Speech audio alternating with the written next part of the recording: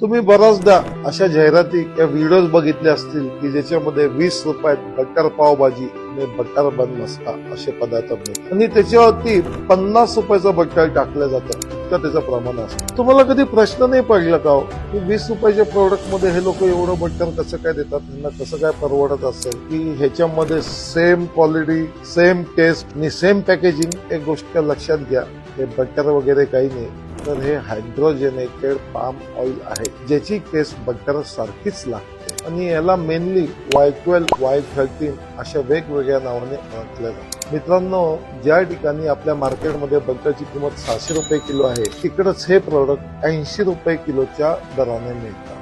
मला आठवतं काही दिवसांपूर्वी ठाण्यामध्ये रेड पडली होती आणि एका ठिकाणी डुप्लिकेट अमूल बटरचं प्रोडक्शन चालू होतं. म्हणजे तुम्हाला सांगतो, कलर पासून ते पॅकेजिंग पर्यंत सगळ्या गोष्टी एकदम तंतोतंत सेम होत्या आणि त्या ठिकाणी जवळपास 1.5 ते 2 टनाचा माल सापडला होता. तुम्हाला एक सांगू का, 2 पैसे वाचवण्यासाठी खराब अन्न खाऊ नका, आपलं आरोग्य जपा, हीच आपल्याला हात जोडून नम्र विनंती.